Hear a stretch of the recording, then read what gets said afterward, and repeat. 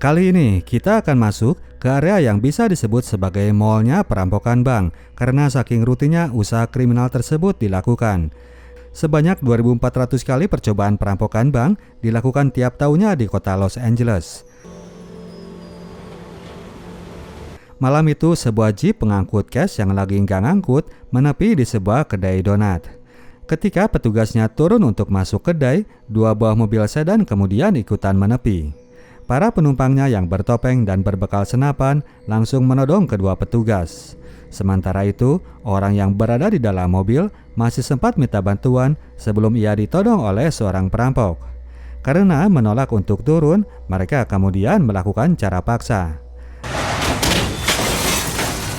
Seorang polisi terpancing untuk menarik pistol dan direspon dengan tembakan oleh penodongnya. Ketika hendak kabur, armada bantuan polisi keburu tiba di tempat dan terjadilah baku tembak di antara kedua kubu.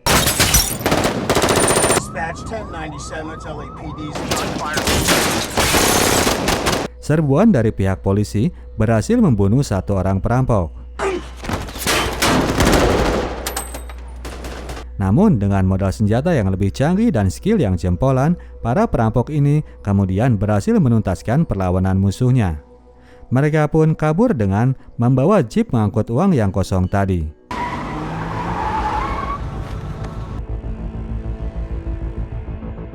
Seorang rekan yang memonitor dari kejauhan memberi panduan terhadap jalur yang harus mereka ambil. Gangster ini ternyata memang gak kaleng-kaleng, perlengkapan mereka begitu lengkap bagaikan intel. Sedikit berada di pinggiran kota di Cibaduyutnya, mungkin kalau buat yang di Bandung, mobil ini pun kemudian masuk ke dalam sebuah garasi. Meskipun sukses melaksanakan misi, namun suasana jadi intens karena operasi yang berjalan tidak sesuai rencana. Merriman, sang ketua geng, menyalahkan Bosco yang duluan menembak polisi. Ia pun menyuruhnya agar segera balik ke TKP untuk mencari tahu pihak aparat mana yang diturunkan untuk melakukan investigasi. Untuk selanjutnya, mereka akan mengurus mobil jeep kosong hasil curian itu. Di bagian sisi lain di San Pedro, mungkin cikadutnya kalau buat yang di Bandung, subuh-subuh itu seorang polisi senior baru tiba nyampe di rumah. Meskipun sudah berusaha senyap layaknya seorang ninja, namun tetap saja ia kepergok oleh Ibu Kapolda. Can't do that. What are you doing right now?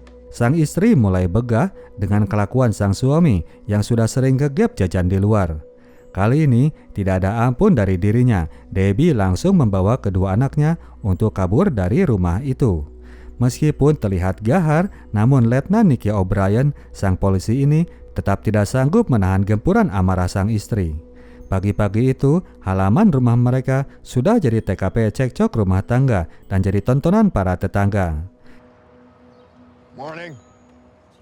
Hidup lagi capek-capeknya, tiba-tiba telepon pun datang mengabarkan bahwa tindak kriminal telah terjadi tadi malam. Nick diminta agar segera merapat ke TKP.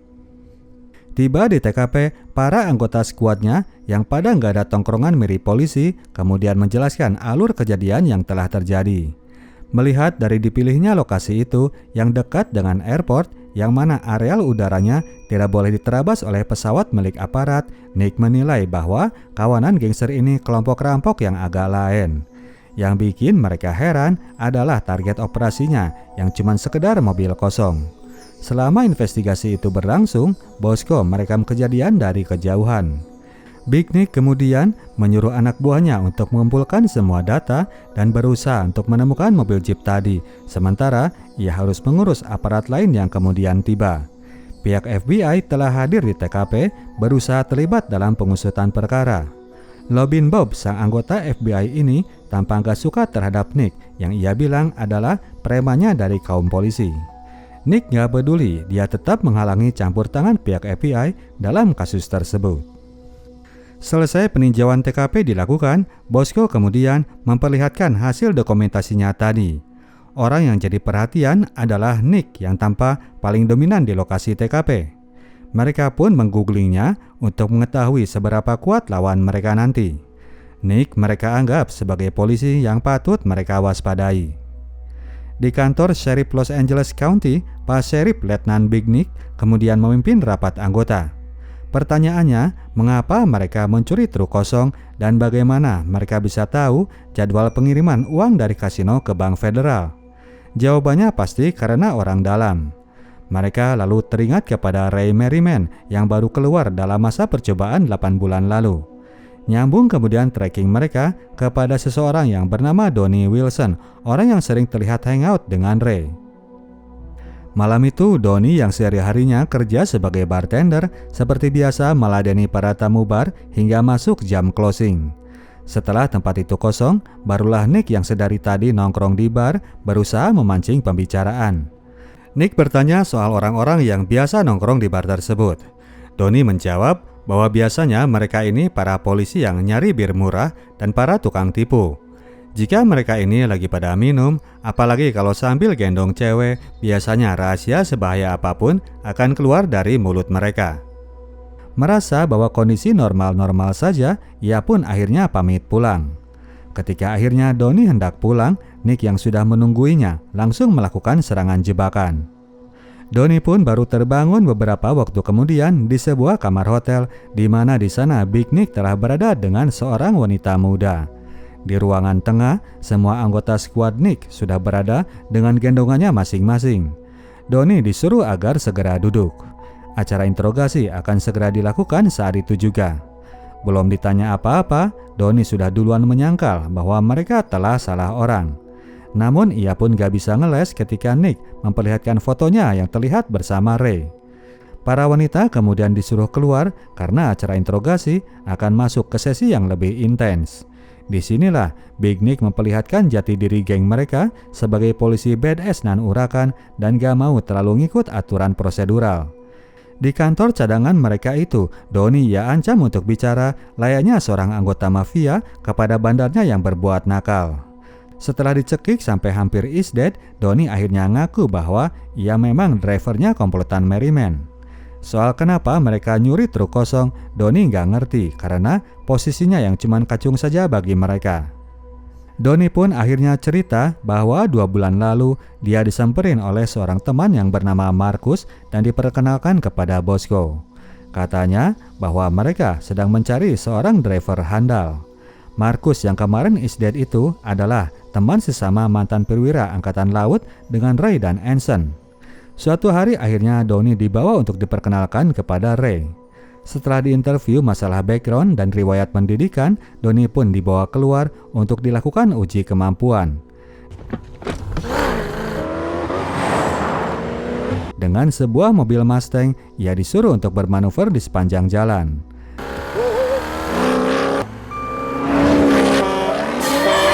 Ray ternyata sangat menyukai gaya ngebutnya, ia pun diterima masuk sebagai driver cabutan. Debutnya dilakukan gak lama setelahnya. Komplotan ini berhasil mendapatkan hasil uang rampokan yang sangat banyak. Marcus bahkan sempat mengusulkan agar mereka berhenti saja mumpung mereka sedang kebanyakan uang. Ray tidak terima usulan itu, ia tetap berambisi untuk masuk ke misi yang berikutnya melipat gandakan yang mereka dapatkan saat itu. Donnie tidak mendapatkan informasi tentang apa yang akan dilakukan dengan uang hasil rampokan tadi. Selanjutnya, ia pun tidak punya lagi fakta yang harus disampaikan. Nick kemudian mengizinkannya untuk pulang dan disuruh untuk bersikap seperti biasa saja. Karena bukan seorang princess, Donnie akhirnya pulang dengan naik bus kota. Belum juga nyampe rumah, ia sudah ditelepon oleh Ray dan diminta agar hadir di sebuah tempat jam 8 pagi nanti. Pagi-pagi itu di kantor Sheriff LA County, mereka telah mendapatkan info soal jati diri Marcus, korban dari pihak perampokan kemarin di TKP. Dari info itu, mereka mendapatkan kesimpulan bahwa Marcus dan Ray dulunya teman satu kesatuan, sama-sama mantan Marines. Penelusuran tentang Ray, dia ini baru keluar dari penjara beberapa bulan lalu di tahun 2016 itu. Rekannya yang juga ikutan bebas adalah Anson yang ternyata masih teman di satu kesatuan, bahkan teman di tim football SMA dulu. Penelusuran tentang Bosco dan Anson juga memiliki satu kesamaan, mereka pernah tergabung dengan Komando Operasi Khusus Angkatan Laut Amerika. Ada beberapa kasus perampokan bank yang terjadi di mana modus yang digunakan begitu sangat skillful dan itu terjadi di tahun 2004 sampai 2005 yang hingga kini tidak pernah terpecahkan. Perampokan dengan modus yang skillful itu berhenti di tahun 2006 ketika Ray Merriman masuk ke dalam bui. Nick berkesimpulan bahwa merekalah orang-orang yang mereka cari. Jika kini mereka berhasil menangkapnya, maka sekaligus mereka akan memecahkan kasus-kasus yang belum terpecahkan tadi. Sementara itu, Donnie telah tiba di TKP dan langsung diciduk oleh Ray menuju ke sebuah tempat. Ray kemudian menunjukkan target mereka yang selanjutnya, LA Federal Reserve, banknya dari semua bank yang sampai saat itu belum pernah kena jamah karena pengamanannya yang super ketat. Jalanan sekitar bank dipasangi scanner gambar dan suara. Kelihatan nongkrong sambil lihat ke arah bank, langsung diusir sama Pak Satpam. Kelihatan nongkrong lagi, langsung diciduk oleh Intel. Sampai saat itu, sudah terjadi 53 kali usaha perampokan dan semuanya nggak ada yang berhasil lewat dari lobi. Ruang penyimpanan uangnya sendiri berada 2 level di bawah lobi. Di ruang itu telah bersiaga para agen federal yang akan memeriksa semua uang yang masuk. Proses pertama adalah memeriksa kecocokan dengan data pada deposit bank tersebut. Yang kedua, mereka memisahkan antara uang baru dan uang yang sudah lusuh. Uang lecek yang terseleksi, kemudian mereka hapus serial numbernya pada data, lalu mereka kirim ke ruang perecahan. Tiap harinya ada sekitar 30 juta dolar uang yang dihancurkan di mesin shredder. Target mereka adalah untuk merampok uang-uang lecek itu sebelum masuk ke mesin penghancur.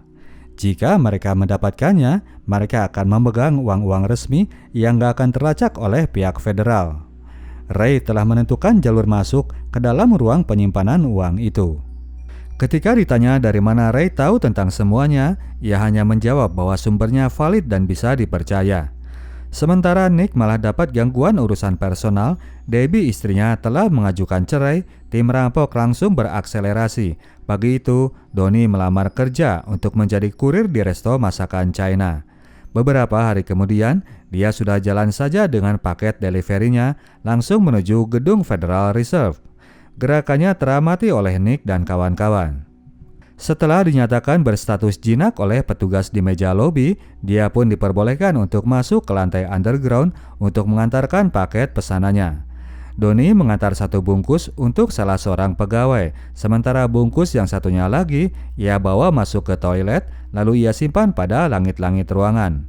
Setelah itu dia pun keluar dan berjalan seperti biasa. Nick dan kawan-kawan terus melakukan pressing ketat terhadap kawanan rampok tersebut. Suatu malam mereka pun datang ke resto yang sama di mana Ray dan kawan-kawan sedang santap malam bersama keluarga. Tidak ada kata main rapi bagi Nick. Ia langsung mendekati meja mereka dan dengan gaya sok kenal, ia pun menyapa Donnie yang ia bilang teman latihan gym. Orang itu pastinya kaget karena disapa di depan para gangsta majikannya. Setelah itu, kemudian giliran Ray yang ia ganggu. Nick sok-sokan pernah lihat dulu waktu mereka masih zaman SMA. Katanya mereka pernah tanding di kejuaraan football. Ray akhirnya mulai terganggu. Nick terus lanjut dengan ancamannya bahwa dia akan menghancurkannya seperti dulu dia menghancurkan tim football sekolahannya. Pulang dari resto, orang yang paling kena efek pastinya adalah Donnie yang kini dicurigai sebagai polisi undercover. Ia pun digeledah jika saja dia dipasangi alat penyadap dan diancam akan dieksekusi. Donnie akhirnya bilang bahwa ia memang pernah disamperin oleh Nick dan orang itu memang sudah tahu semua tentang mereka. Ray pun jadi kaget mengetahui bahwa komplotan mereka sudah tercium keberadaannya oleh polisi preman tadi. Namun demikian, Donnie meyakinkan bahwa dia tidak bicara apapun karena dia memang gak tahu apa-apa soal operasi ke depannya. Untuk itu, Ray pun menyuruh Donnie untuk meneruskan info kepada Nick bahwa aksi perampokan jadi dilakukan hari Jumat nanti. Esok harinya, sembari komplain soal kelakuan Nick kemarin, Donnie menghampiri kawanan polisi ini dan menyampaikan info bahwa aksi mereka akan dilakukan hari Jumat besok. Untuk targetnya sementara itu, ia masih belum mendapatkan info yang jelas. Nick dan kawan-kawan ia suruh untuk memakai saja rompi anti pelurunya masing-masing karena suasana pasti akan sangat mencekam. Setelah itu, Nick pun makin buas melakukan pressingnya. Kemanapun Ray pergi, di sana Nick berada dan menebar perang mental.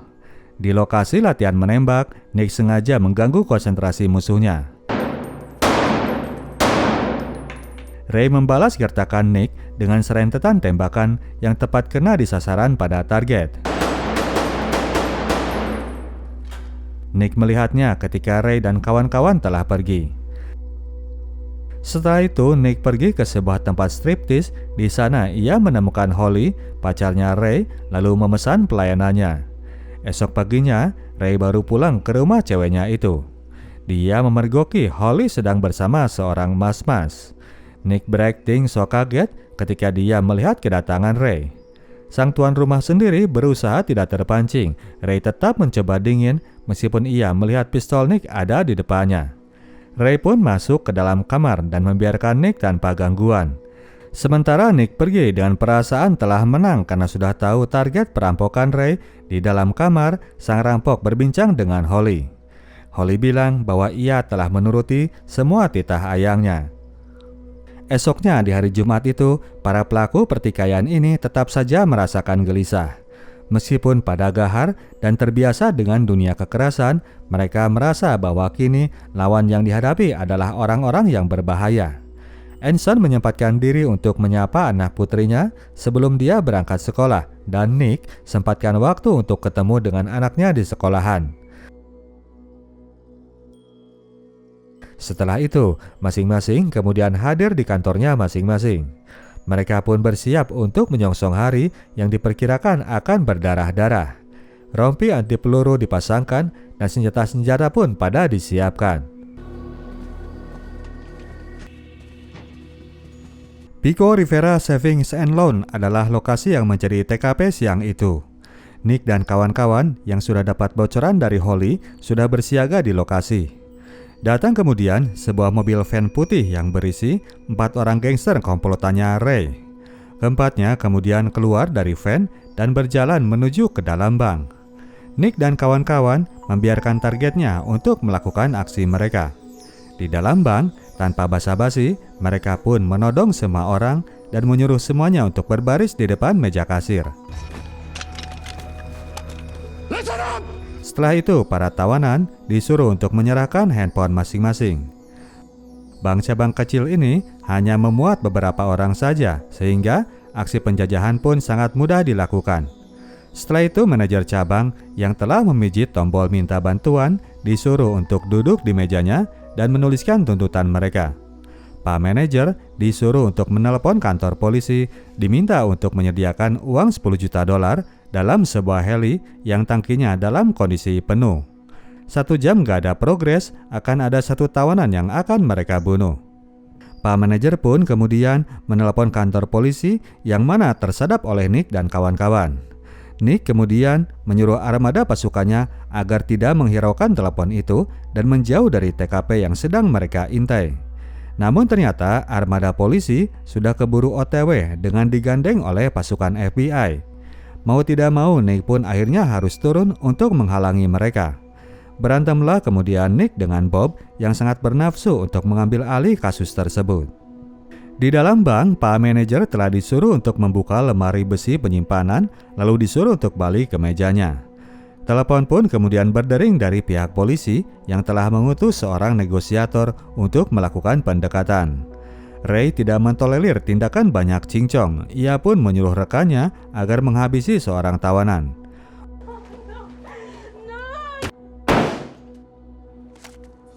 Orang-orang di luar akhirnya pada kaget mendengar adanya surat tembakan dari dalam.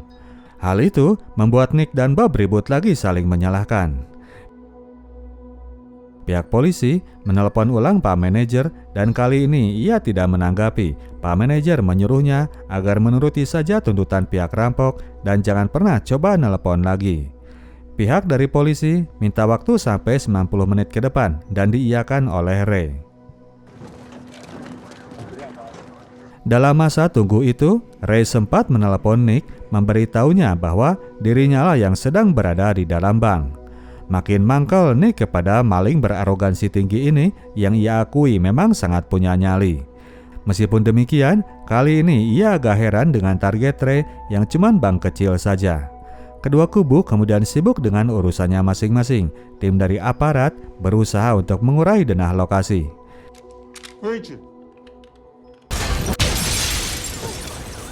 Tiba-tiba ledakan terjadi dari dalam bank. Pihak aparat menyangka bahwa para rampok sedang meledakkan lemari besi penyimpanan, namun Nick curiga bahwa ada hal lain yang terjadi di sana. Ketika sedang membahas dengan lokasi itu, ia melihat ada jalan menuju tunnel comberan dan suasana di dalam bank malah terlihat senyap. Nick makin curiga, ia pun segera mengambil alat tukang dari mobilnya dan nekat mendekat menuju ke depan bangunan bank. Para krunya langsung turun untuk melakukan dukungan. Nick pun tiba di pintu masuk tanpa hadangan. Ia melihat ke dalam ruangan dan di sana ia cuma melihat sekumpulan tawanan. Ia pun mendobrak masuk dan rupanya bank tersebut sudah ditinggalkan oleh para perampoknya. Ketika para anggotanya telah masuk, mereka sudah tidak menemukan Nick dan hanya menemukan lubang besar di ruangan lemari besi. Nick telah masuk ke dalamnya untuk membuntuti Ray dan kawan-kawan. Targetnya sendiri telah tiba di lubang keluar di sebuah pinggiran jalan dan sedang OTW dengan jeep perampokan kemarin yang sudah mereka cat menjadi warna abu. Seorang teman lain yang menyadap telepon Federal Reserve menanyakan schedule pendoropan uang dari Bank Pico Rivera. Karena waktunya mendesak, Ray dan kawan-kawan disuruh langsung untuk merapat ke lokasi targetnya. Masuklah kemudian truk warna abu itu menuju jalur basement gedung Federal Reserve. Mereka pun langsung diizinkan masuk karena memang saat itu jadwalnya Bank Pico Rivera untuk melakukan setoran. Setelah mendapatkan pemeriksaan lanjutan di gerbang dalam, mereka pun kembali dipersilakan masuk. Setelah itu, mereka pun dipersilakan untuk membawa peti uangnya agar masuk menuju ruang penghitungan. Di luar, Bosco sudah bersiap pada jalur listrik untuk melakukan usaha sabotase. Sementara dua peti uang itu dibawa masuk oleh petugas, Ray dan Anson dipersilakan untuk menunggu. Pada saat yang bersamaan, Nick sudah menemukan lubang akhir lokasi kaburnya kawanan rampok. Ia pun segera bergegas untuk cabut menuju lokasi yang telah ia duga sebelumnya. Pasukan polisi preman ini segera OTW menuju gedung Federal Reserve. Di ruang penghitungan, para petugas terlebih dahulu membongkar peti yang kedua yang isinya cuma separuh. Di peti yang satunya, ternyata ada doni yang telah diseludupkan. Ia pun memberikan kode bahwa penghitungan sedang dilakukan. Ray lalu menyuruh Bosco untuk memulai operasinya dan ngedroplah sebagian dari power listrik di ruangan tersebut. Situasi dinyatakan berkondisi coklat karena mesinnya yang sedang shutdown, maka dari itu semua orang diwajibkan untuk keluar dari ruangan. Saat ruangan telah kosong, Doni menyalakan mesin EMP untuk mengganggu sinyal CCTV di ruangannya. Saat itulah kemudian ia keluar dari peti. Saat itu juga, seseorang menanyakan orderan makanan Chinese yang telah dipesan. Doni harus bergegas melakukan aksinya sebelum usai jam istirahat. Selama masa kode coklat itu, secepat mungkin Doni mengambil uang dari peti lain yang sudah menjalani penghapusan serial number dan hendak dikirim ke ruang perecahan. Secara tidak langsung, operasi mereka ini adalah menukar uang itu dengan uang bawaan mereka dari dalam peti hasil rampokan kemarin.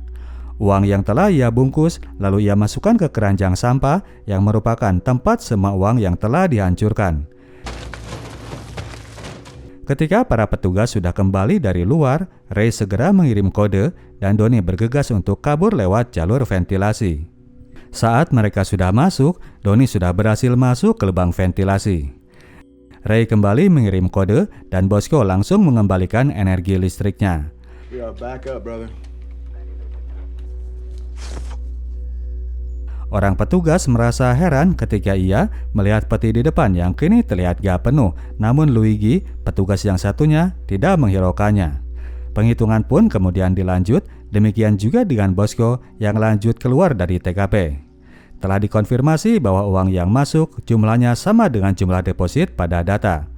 Ray dan Anson kemudian diberikan konfirmasi, sementara itu tempat sampah tadi lalu dibawa keluar untuk diangkut dengan truk menuju pembuangan. Ketika truk itu keluar, ada sebuah truk lain yang standby di jalanan yang kemudian mengganti peran truk barusan untuk masuk ke jalur pembuangan. Doni sendiri sudah tiba di langit-langit ruang toilet dengan bungkus makanan yang kemarin ia tinggalkan. Bungkus itu akan ia pergunakan sebagai jalan keluar. Sementara itu, truk pengganti tadi akan diikuti oleh Bosco yang telah menunggu di pinggiran jalan. Di dalam, Doni pun masuk ke kafetaria untuk mengantarkan pesanannya si tante yang kemarin. Setelah itu ia pun langsung bergerak menuju gerbang masuk. Di sana ia sempat mendapatkan hadangan dari petugas dari meja lobi yang tidak menemukan datanya pada daftar tamu. Namun karena tidak punya alasan untuk menahannya, ia pun membiarkan Doni untuk keluar. Pada saat yang bersamaan, jeep warna abu pun telah keluar dari lantai underground gedung Federal Reserve. Mereka langsung bergerak menuju lokasi pembuangan residu uang untuk mengikuti truk pembawa sampah bank yang telah lewat di depan mobilnya Bosco. Kedua kendaraan dari pihak perampok kemudian membajak truk itu ketika hendak tiba di lokasi TPA. Bosco membawa truk tersebut, meninggalkan sopirnya sendirian berada di jalan. Sementara itu, Nick dan kawan-kawan yang hampir tiba di TKP, di jalanan mereka melihat Doni lagi jalan sendiri hendak ketemuan dengan rekan penyedap telepon. Sebelum Doni sampai, dia keburu dicegat oleh mobilnya Nick dan diciduk ke dalam mobil. Di dalam, ia disiksa disuruh spill di mana lokasi Ray sedang berada. Karena berada dalam siksaan yang hebat, akhirnya Doni memberitahukan lokasinya. Si gondrong penyedap telepon yang melihat kejadian itu langsung melaporkan kepada Ray yang sedang sibuk memilah-milah kresek hitam yang berisi uang curian tadi. Mendengar laporan itu, ia pun memberikan instruksi agar mereka segera cabut dari lokasi. Keluarlah mobil para rampok ini dari TKP yang mana merupakan jalanan kecil lalu masuk ke jalan utama. Pada saat yang bersamaan, mobil polisi preman yang lagi ngebut berat hampir tiba di lokasi yang sama. Kebetulan pada saat itu, jalur tersebut mengalami kemacetan sehingga akhirnya mobil rampok pun harus terhenti. Mobilnya Nick tiba beberapa waktu kemudian dan berada agak jauh dari mobil buruannya di depan. Ray yang memperhatikan kaca spion kemudian mengenali mobil jeep hitam itu. Demikian halnya dengan Nick yang sama-sama bisa melihat jeep hitam di depannya yang ia curigai adalah mobil buruannya. Ray dan kawan-kawan kesal melihat mobil ini. Kini mereka pun terpaksa harus turun dalam pertempuran yang sebetulnya ingin mereka hindari. Para rampok pun bersiaga dengan segala perkakasnya, demikian juga dengan rombongan Nick di belakang.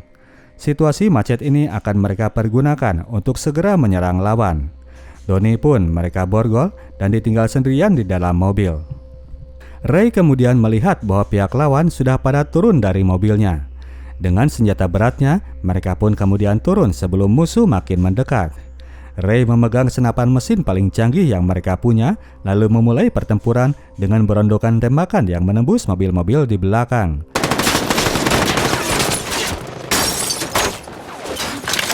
Para polisi pun akhirnya kelabakan mendapatkan serangan dadakan itu yang menghasilkan satu orang korban dari kubu Nick dan kawan-kawan. Setelah habis dengan gempurannya, Ray kemudian mundur dan di-backup oleh teman lain di belakangnya. Pertempuran terbuka antar dua kubu terjadi saat itu juga.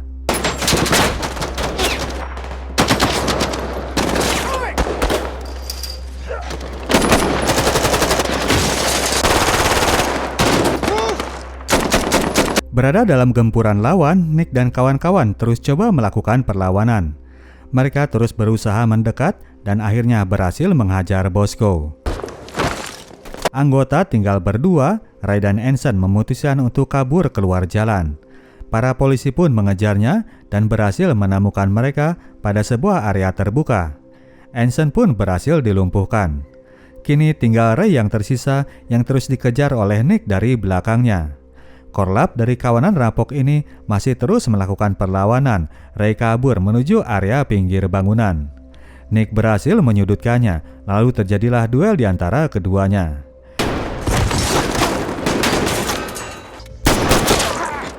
Ketika Ray berusaha meloncati sebuah benteng, disitulah Nick berhasil menembaknya.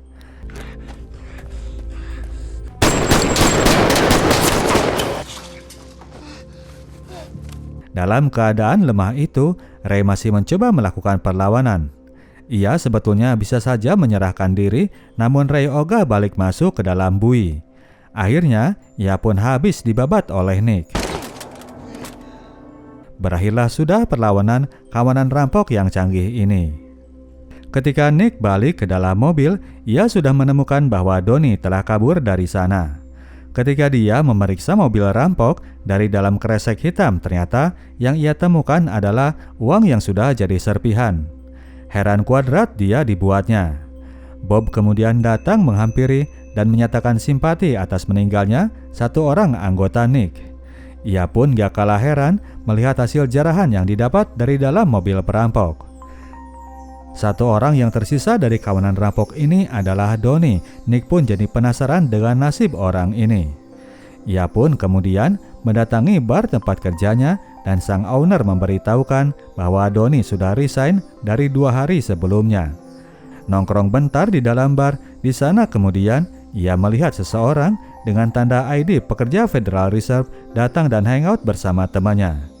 Lalu ia pun melihat sebuah foto Donnie yang masih terpajang. Di sana ia satu frame bersama si gondrong pembajak telepon dan driver-driver dari Federal Reserve. Orang-orang itu pernah Nick lihat sebelumnya di tempat tersebut. Kini ia pun menyadari bahwa Donnie lah mastermind sesungguhnya dari usaha perampokan kemarin. Jadi kemarin itu Donnie lah sang orang dalam yang memberikan info kepada Ray.